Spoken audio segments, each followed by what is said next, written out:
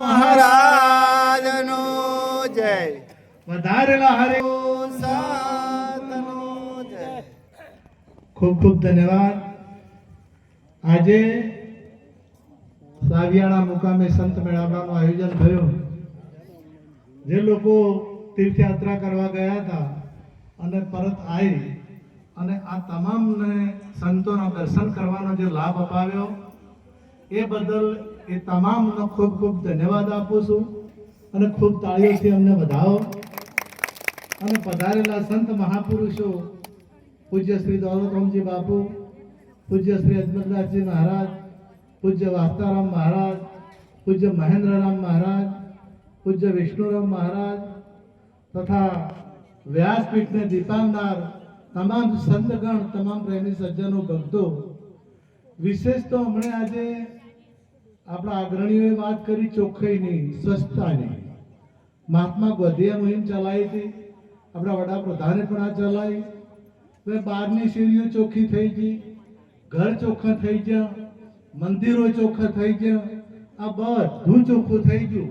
પણ આપણું અંતકરણ ચોખ્ખું ના થાય એટલી વાર પરમાત્મા આપણા હૃદયમાં બિરાજમાન થતા નથી. મન, બુદ્ધિ, ચિત્ત અને અહંકાર, આ ચાર અંતકરણોમાં જો મલિનતા ભરી હોય, એમાં જો કંઈક ને કંઈક મળ વિક્ષેપ ને આવરણ, આ આવરણો ભરેલા હોય, આ મેળ ભરેલો હોય, તો સંત મહાપુરુષો જે શબ્દો બોલતા હોય છે એ આપણા જીવનમાં ઉતરતા નથી. હમણાં મહાપુરુષો ચોખ્ખાઈની વાત કરતા હતા. વાત સાચી છે, ચોખ્ખું, પણ અંતકરણ ચોખ્ખા ના હોય એ બહારનું ચોખ્ખું ના રાખી શકે. જો અંતકરણ ચોખ્ખા હોય ને તો બારે ચોખ્ખા રહી શકે. આ આગેવાનોને હું વિનંતી કરું કે પહેલા પેપરમાં વાંચેલું કે રાજકારણી અમુક કંભોડું કરી અને ઘાસ ખાઈ ગયા, એવું વાંચેલું મેં. પછી રોડ ખાઈ ગયા, એવું વાંચેલું મેં. અને વચમાં એવું આવ્યું હતું પેપરમાં 5 વર્ષ પહેલા કે સંડાસો ખાઈ ગયા. આ વાત સાચી ખોટી પેપરમાં વાંચ્યું.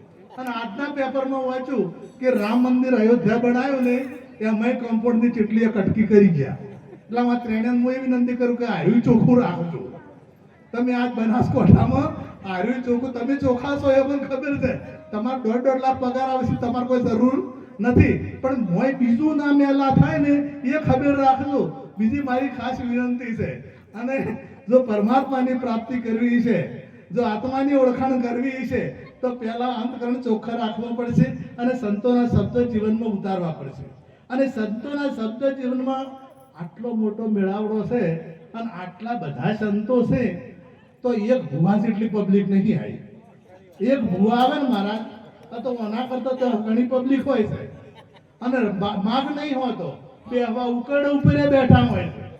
અને આ બધા જો મહાન પુરુષો જે તમને ભગવાન ઓળખાવે, જે તમને પરમાત્માની પ્રાપ્તિ કરાવે, તમને જે આત્માની ઓળખાણ કરાવે, અને મોટામાં મોટો જે ભય છે જન્મ મરણનો, એ જન્મ મરણનો ભય કાઢે અને અમર બનાવે, આટલું કિંમતી આલે છે.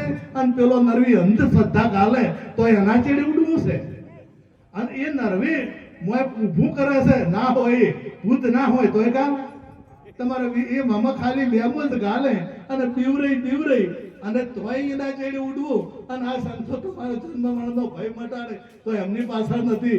આટલું મોટું ગોમ છે તો મોટી સભાઓ થતી, પણ હવે થોડી અસર થઈ છે.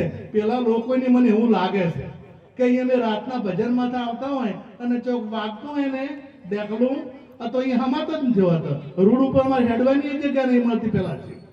અને હું વિચાર કરું કે આટલા સંતો હોય તો કેટલી પબ્લિક હોવી જોઈએ. એટલે સંતોનો સંગ કરો, પેલા અધોગતિ લઈ જાય અને સદગતિ લઈ જાય. એટલે અધોગતિ ના જવું હોય તો સંતોનો સંગ કરજો. સંતો ગોળા છે, બહુ વધારેલા છે. એટલે તમામનો આપણે સત્સંગ સાંભળવાનો છે. એટલે વધારે ન બોલતો હું આટલું બોલી મારી વાણીને વિરામ આપું. સદગુરુ સદા